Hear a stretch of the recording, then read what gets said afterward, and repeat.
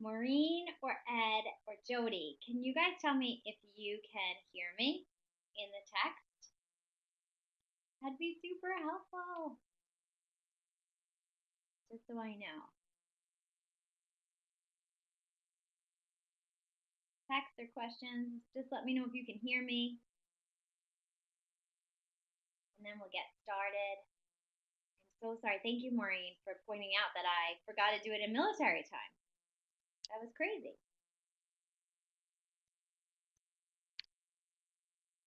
Microphone's on. All right. I assume you can hear me. Oh, let's see. There's a question.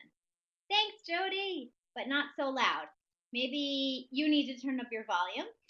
I will also try to be a little bit louder. So I hope that's helpful. Okay, awesome. All right, we're going to get started and record this. And then after, I will stay on for questions. And then I have to bounce to my local UVP tonight. So my name is Sarah Tugender. I am the National Field Manager for nutraMetrix. My goal is to make it so you have the most efficient and effective year yet with nutraMetrix. Today, we are going to start by talking about the discovery meeting. So once you have made your connections, the discovery meeting is really the first step. I like to always count how many discovery meetings that I have done. That really helps me with my metrics to figure out how many more conversations I need to have in order to hit my own personal goals.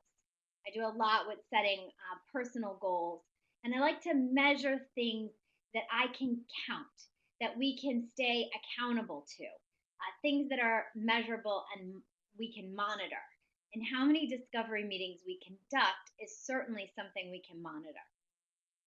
When you're having a discovery meeting, it's always advised a couple different points. One is to have everyone there who is a final decision maker. That's really important. I know it doesn't always work out exactly like that. So, that being said, sometimes you do have to book multiple discovery meetings. And every time I do meet with someone new in the practice, I will go through and do an updated discovery meeting just to make sure we're all on the same page. For instance, I met with an office manager. It's not advised to always start out with the office manager. You always want to start with the final decision maker, but in this case, that's what I did. And then the next week, when I met with the actual practice owner, I did redo the discovery meeting before I went into the proposal meeting. So it's a great place to start. It gives you starting points. You understand where they're coming from. They'll understand where you're coming from. Lexi always talks about how this discovery meeting really helps with objections down the line, and I totally agree with her on that. The other thing before you book the discovery meeting, I always think it's better if you can go 2-on-1 rather than 1-on-1. So get a buddy with you. If you don't have anyone that's working with you with nutraMetrix, you can always go to the nutraMetrix support Facebook page and bring someone along with you. Even if it's someone who isn't necessarily working so actively with nutraMetrix, I think it's really great to have someone alongside you for all of your nutraMetrix meetings. That was one of our best practices in pharma, was one of my best practices in sales in general. And I think if you can continue to do that, you will find you will have a lot more success. So, how do you book a discovery meeting, first of all? Well, you're going to have something that's going to pique their interest, and they're going to ask you, well, how does this work? Or could you send me some more information? You're going to say, great, yeah, I would love to book a 15-minute, just a little evaluation that I have to figure out if your practice is right for what I do and if what I do is right for what you do. And so then I can create a customized proposal from there. I've done this on the phone. I've done this in person. I've done this over Facebook. Done it over a FaceTime or a screen share or a Skype. Some way just to connect. And I like to set the precedent, so I don't waste your time and you don't waste my time. A lot of times when I make calls, and I've talked to you guys about this, is I'll say, I just want to come in. I'd like to check out the office. I'd like to ask a couple questions. and find out what you guys are all about, so I know how to best refer to you. And so I also can see what products and services might be the best fit for your practice. And so that's how I'm even booking discovery meetings, because a lot of people think, well, what do I come with? What do I go with? And you can do discovery meetings right on the spot. I do not like to do rogue or surprise discovery meetings. I do like them to be planned and scheduled, so we all know exactly what to expect and what is on the agenda. So don't casually go out to dinner with your friend who happens to be a chiropractor and sneak in some discovery meeting questions. No, it's not going to work out that way. I mean, it has to be, I like business to be business. I like it to be scheduled. I like to go as a professional consultant, so we all know exactly what we're meeting about. Of course, it's a lot of fun to be social. I'm sure you guys probably have some friends in your network who happen to be licensed healthcare professionals and great candidates for nutraMetrix. But really try to keep this, with the professional division of Market America, and act in such a way. I think that keeping it classy is always great. So don't do anything rogue or on the fly or a sneak discovery meeting. But you can do discovery meetings on the spot. But I like it to be very clear. I have a questionnaire I'm going to follow. There's just a couple questions. I just want to be able to take notes, so I know how best to refer you. One of the biggest things that's going to make you seem really smart and educated and put you in the driver's seat is for you to be able to do your research. If you need to know a little bit more about this, we go through the pre-call and what that should look like, how to qualify prospects. I did a meet on that. And so I think that filling out pre-call information or going back through there is really important. So you're going to want to make sure that do a little Google search. How many locations does it look like they have? How many people does it look like is on their staff? What does it look like their primary specialty is? Are they offering anything else on their website? Are they active on social media? Are there any promotions or specials, or did they do any community service? If appropriate, maybe you want to jump onto Yelp, see if there's any Yelp or Google reviews or Facebook reviews of the practice. Anything you can bring up to get the dialogue started will help this meeting flow a lot better. So then that way, when you're going through the discovery sheet, which I have here, this is what I'm referencing off camera. When you go through this discovery sheet and you're saying, Dr. Smith, I see that, you have 2 practices. He might say, oh, I do, but we're requiring a 3rd at the end of the month. Oh, all right, I'm going to write that down. Is it going to be the same type of practice? Will you be seeing patients there? Do you already have it staffed? Is it a brand new location? You might be able to ask some questions about that.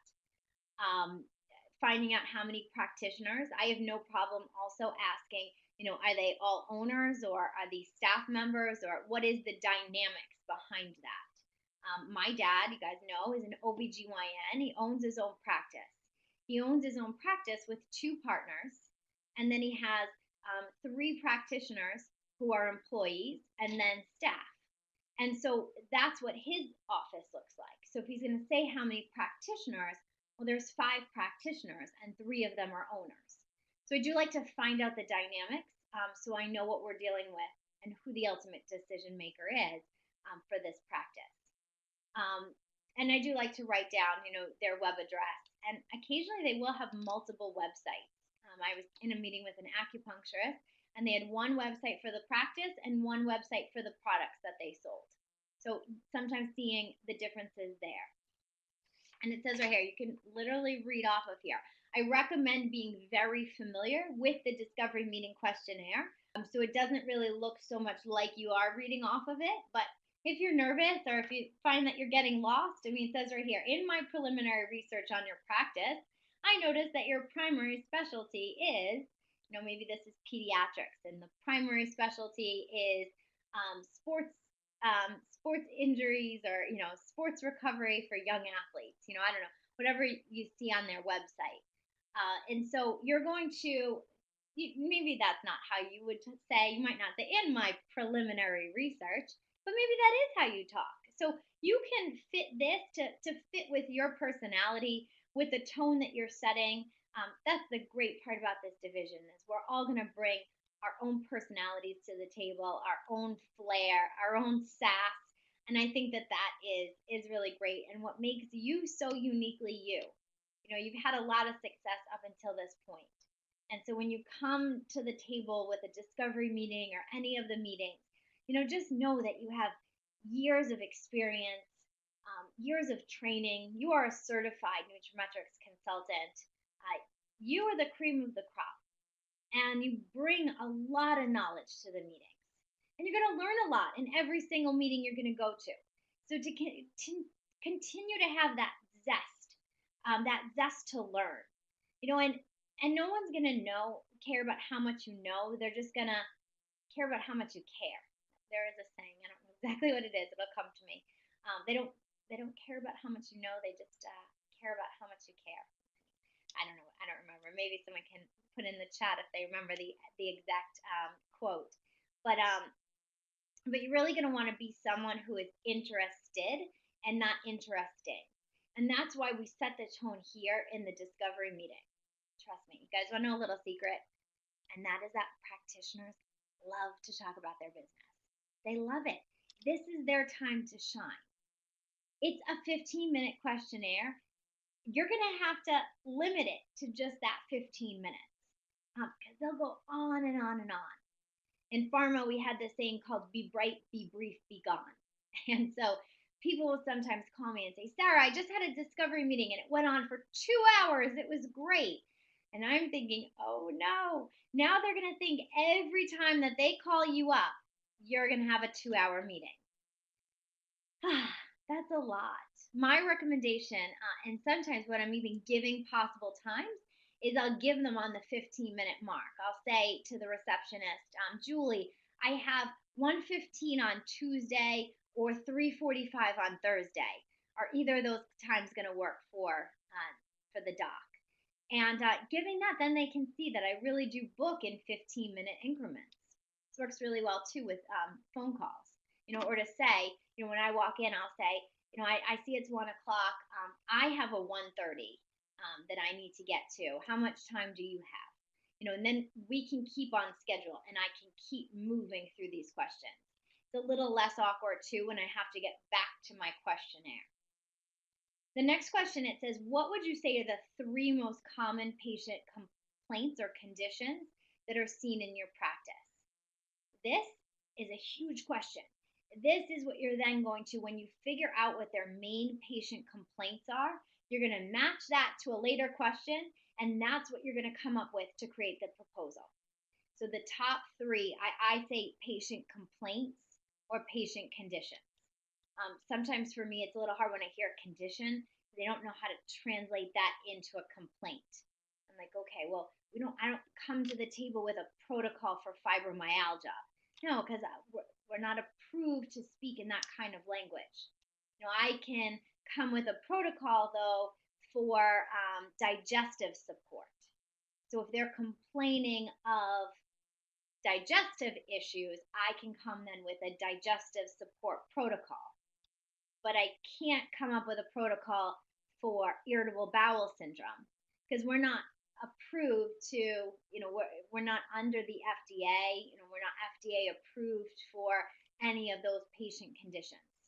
And if you need any help on that, Reed Prescott has some great meet-ons on here on DSHEA compliance and how to talk about our products and our nutraceutical line. Do you currently provide any wellness services for your patients? Again, you might already see something. You might say, go to a PT and say, oh, I see here that you offer, some classes. I saw you just had one last month on healthy kitchen habits. What other services do you provide other than that? And so that's a really great question. If they say no, you can say, do patients ask for any natural alternatives?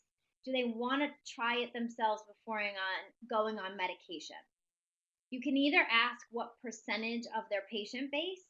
Sometimes I will say, what percentage of their patient base? Or out of the last 10 patients, how many would you say were looking for a natural alternative? And this is a really great question. So you're going to try these out and figure out how these are going to flow for you. Do they ask you to recommend a multi, an omega-3 fish oil, or other supplements?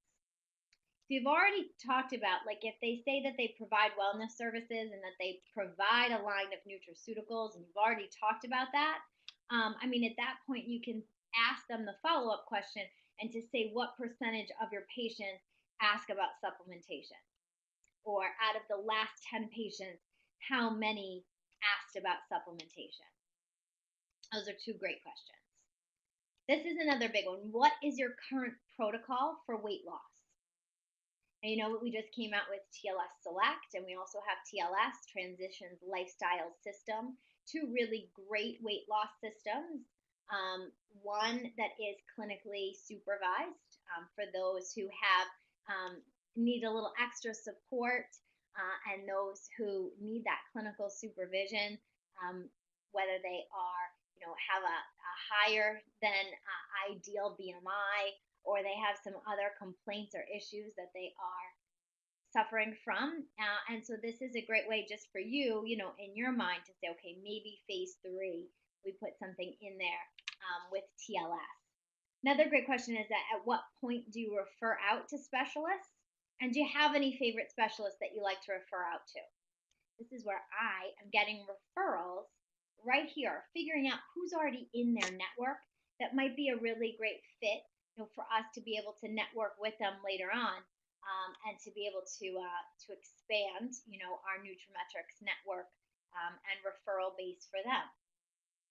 And do you currently provide education on prevention for your patients, or on your website, or is it in the office? Okay, you're going to also want to take a look around. I suggest, if you're doing an in-person discovery meeting, showing up 15 minutes early, poking around the waiting room, looking around, seeing what you see. I'll grab a brochure, grab a flyer, take a picture of something. And I'll bring it into the meeting and I'll say, I see that you offer these brochures. Did you create them? Are these from a company? Did you have to purchase them? Do you have more things like this? And that's a really great way, because don't forget, we have awesome infographics, brochures, our wellness brochure system. So, I mean, if they might say at this point, no, but I would love to. Do not throw up on the healthcare professional in any of these questions. If you hear, that they're like, oh, I would love to have some information, you're not then going to go into, well, we have this great system and it's a wellness brochure system and there's a poster and that there's all these brochures and we could put them in your office over here and we could do this. No. You have 2 ears and 1 mouth for a reason. And that is because this is a listening exercise. So it's where you're going to write things down, you're going to make a note, and you're going to know how to come into the proposal meeting and then the implementation meeting based on these questions. You only have 15 minutes. So you got to do a lot of listening in these 15 minutes. Do you currently provide any kind of testing for your patients? And if yes, what kind of testing do you provide? And I like to ask if this is in-house or they refer out. It might be an OBGYN, and yeah, they provide the BRCA screening for breast cancer. Okay, do they do it in-house? Are they sending people out? Are they working with specialists? Do they have ultrasound? Is it in the office? Are they doing anything extra that's really special? And so I like to ask, for both, just so I know. Do you currently provide any anti-aging solutions for the practice? If yes, what? If no, are patients asking for them? I went into a nurse practitioner. It was a sole nurse practitioner practice, and she specializes in weight management and anti-aging.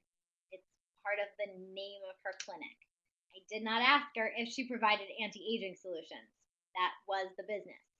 Now, sometimes these questions are not going to be appropriate for whatever reason, if it's super obvious, or if I'll say, you provide anti-aging solutions, as I see, what really differentiates you, or what sort of services are you providing that are falling under the anti-aging category? Now that's a great question too. Is it just skincare? Is it something else? Is it something from the inside out? Okay, we're already through page 1. That was easy. Okay, this one's a tough one because this is a money question. First one on page 2. Would it provide value to you in the practice to have career advancements or financial incentive programs for your staff? That's huge. You have to ask that one. And I've heard people ask questions like this. They'll say, well, this next one, it's an obvious one. And obviously, would it provide value to you in your practice to have, financial incentives for the staff? And I'll ask it like that. So if it was a no, it's a little awkward. Don't ask any questions like that. Just ask them and listen. Because I have heard this answered all different ways. It could be no. My staff is one of the highest paid staff. I did my research and I doubled whatever everyone else was making in the area. And that's because I make it fair. I want them to stick around. And if I was going to do anything, my overhead is so high, I need to cover that first. I don't know. So if there's something that's more important to keep the doors open rather than paying the staff, but you're trying to figure this out, trying to figure out their hot buttons, what's going on in the practice right now. Realizing everything in an office must be revenue generating in order to be given dedicated staff time and attention. How much revenue would a wellness program need to generate to be worthwhile for your office? I love this question. I mean, I ask it in my own way. I just say, realizing that we need to make some money, how much money is going to make this worthwhile? Obviously, it's going to be a buildup, but what would the end goal be for you? And then I'm quiet. I just let them think about it. Sometimes they'll figure it out weekly, and then I'll put that into a monthly goal, or I'll write it down as weekly, whatever it is. I get an answer on this one just about every time. And I think it's because of the way that I ask it, and I just look them straight in the eye and I ask the question, and then I'm quiet. And then they know that they need to answer that. And that's how I ask all of the questions. Very straightforward. And in addition to generating money, we also look for ways to help the practice make money on things like office and medical supplies. That's a statement. The question is, who in the practice is responsible for these purchases? Is it the doctor themselves?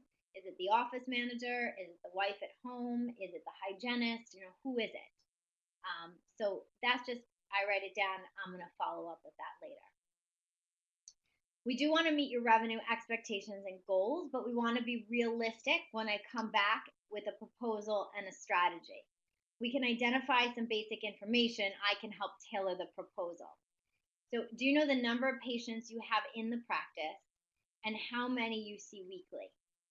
Okay, let's just talk about the differences here. When I'm speaking to one of our allied health professionals, a chiropractor, acupuncturist, massage therapist, a lot of these practitioners will also have an email list or something else. So a massage therapist might not have a huge base of regular customers in the same way that a dentist does. A dentist has their patient base.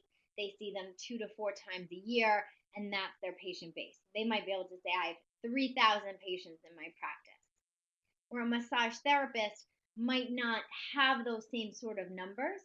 So if they don't, sometimes I will say, or have you been keeping an email list, or how many charts or records have you accumulated over this time? Sometimes I need to help them a little bit if it's one of our allied health professionals. Typically, my traditional medicine physicians will know how many patients are in their practice. If they're struggling with the number, or I'm feeling like it's a little inaccurate with the total patients seen weekly, I will first ask them, and I think this is a prudent question to ask, how many days that they see patients.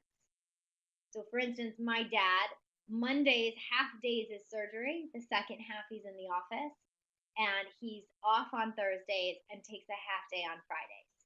So it's a full day on Tuesday, it's a full day on Wednesday, and then it's 2 half days. So it's like 3 days in total. And so then I'll find out, how many patients will he see in a full day. And then I'll multiply that by 3. So they might say, well, I see, I don't know, like 40 patients a day. They might say that to you. And if you don't know how many days that they're in the office, this is also really great information just for you. So if you ever need to swing by, drop off information while you're booking out appointments, you'll need to know how many days that they're working. And so you'll base realistic numbers on this, but this is what you're going to come back with, and you're going to build a plan around it. I have one last question for you. This is really important. I asked this both of my nutraMetrix consultants that I'm meeting with for the first time, and I also ask it of all my health professionals. If you could look forward 5, 10, 15 years, you could say, I did it. What are things that you would have wanted to achieve? And I just ask that.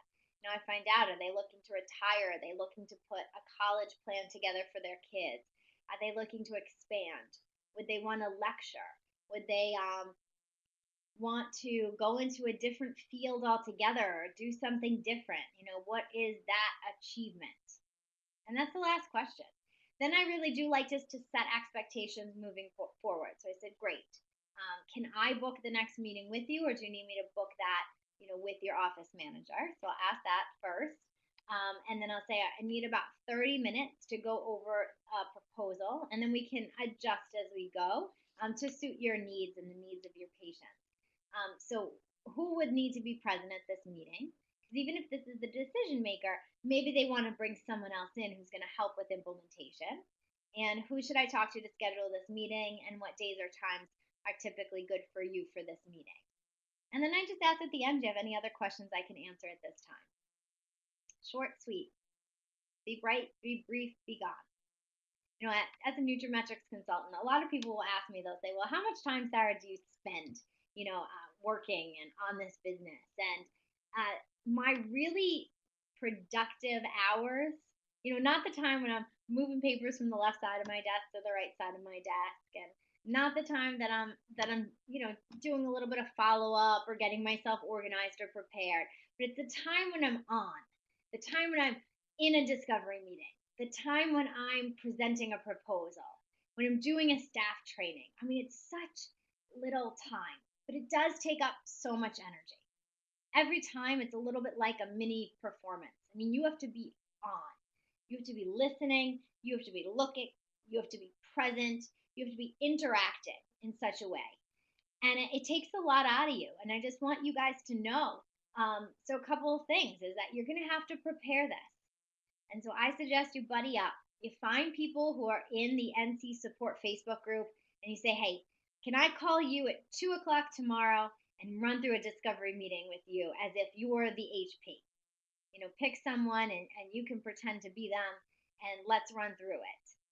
I say you set up your 7-year-old and you say, we're going to play doctor, and you're going to sit here and answer my questions. Because you want to be familiar with this. You want to go through it. And if you haven't done it in a while and you're a little rusty, you don't want to pull out these papers and go through it. Call up a friend. Call someone up. Ask them to pretend and go through this. Practice, practice, practice. It's going to make it so much better. And then you're going to want to go out and you're going to want to try some. And they're not all going to be pretty. They're not all going to work out the way that you want to. But that's okay. That's expected. And that happens sometimes. Not every performance is going to be Academy Award winning, and it's not always going to go according to the script.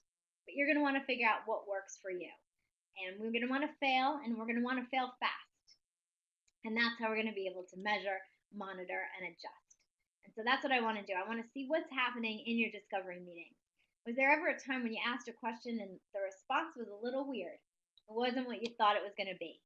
And how did you pivot and move and change with that?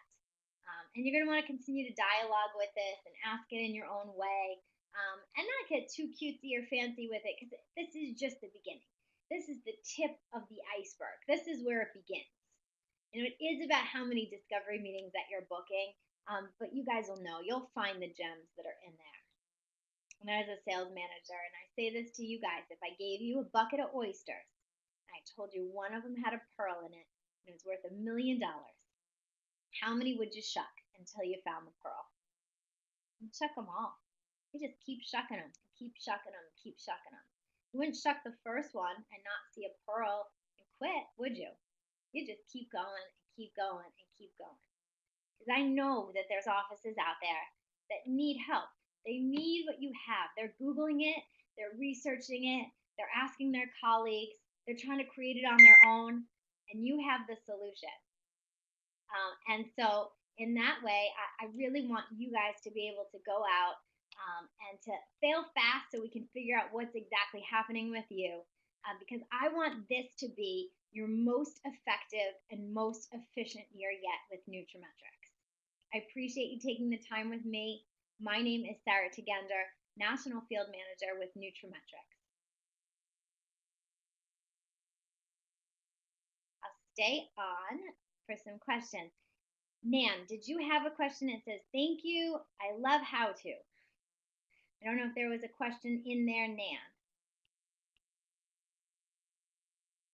Oh, thank you, Nan. Mutual admiration right back at you. I'm just real. You got to be real. Anyone have anything like really good or really bad that happened in a discovery meeting that they'd like to share? I think I've had just about all sorts of things. I'll tell you a funny story since you guys are on. This isn't going to make it to the recording. I had an initial appointment with a decision maker, and we ended up scheduling it at their house because it was convenient for them, and it was a day that they were going to be home, and they had a couple kids. And so I rang the doorbell, and all right, this is fine, this is fine. And I opened up the door, and there was a naked child that opened up the door for me. And they were like, "Oh, come on in." This made like a 3 or a 4-year-old. It was so funny. I guess they were potty training, and it was naked day. So funny. Always pick up to. Oh, Maureen, you're amazing. The discovery in an email today. That's an interesting one. I haven't been asked that. Does he expect you to do the entire staff training and everything in an email?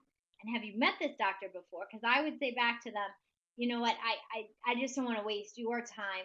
Part of this too is seeing if our personalities are gonna mesh with one another. I'd love to just get you on the phone so you can get to know a little bit about me and how I work and my style, and I can get to know a little bit more about you and your style. That's what I would say. Maureen, you have been getting a lot of weird comments, and I know why. It's because you've been doing a lot of work. So I know you've also been seeing some good things. Oh, you met him in person. Maybe he just doesn't want to meet with you again. That's a little weird. That's a little strange. Yeah. If he can't give you 15 minutes, that's what I would say. I'd say, I get it, doc. This is going to be the fastest if we just did it in person or over the phone. You could do it over the phone. That'd be fine. Yeah. On his way to lunch. Yeah. You weren't in the office? Maureen meets people everywhere. She's amazing. Yeah.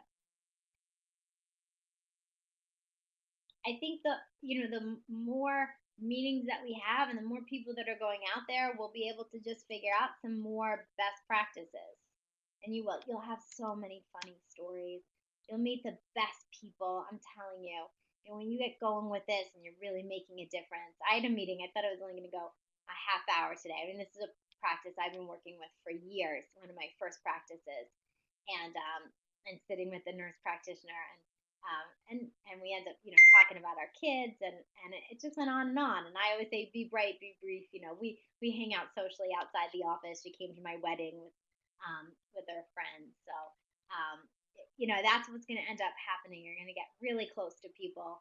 That's one of the benefits. You'll have lifelong friends, and sometimes business is going to go. It's going to go up and down, and that's what's going to happen. And practitioners that were doing a whole lot, you'll sometimes have to go back in and redo discovery meetings. And so I think you should do this too. If you have practices that you did work with and they haven't really been doing a lot, start over from the beginning, new notes, and maybe you want to redo this every couple of years with your practices in his office. I know that's a little strange, Maureen. I don't know. Sometimes you get these strange answers and it doesn't flow the way that you think it's going to, and it's almost like a nice way of someone saying no. So that happens. I'm sorry. Good work though. You've been doing so much great work. I know your hard work will pay off.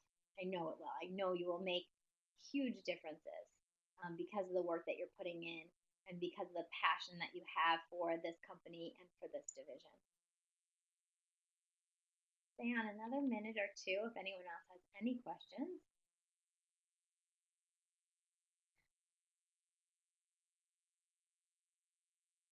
I love doing these. Wish I could see everyone on the other side.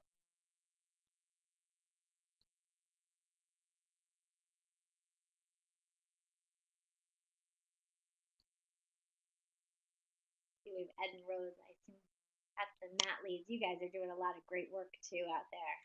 You're going to hear some weird things too. Funny stories. You need your friends too that you could just call up and say, you won't believe what happened to me. And that's something that we do all the time. There's always someone that I'm calling up saying, just got out of this meeting. It was the craziest thing. Or I just slammed to this meeting. It's a home run. This is going to be great.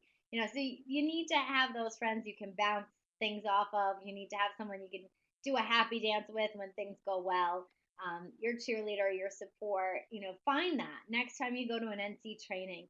Get a buddy, get an accountability buddy. It'll be someone you'll call up in between appointments and the trials and tribulations of what you're doing, and you'll be able to share and swap stories. All right, well, I need to get to my local UBP. It's always been a pleasure being with you guys.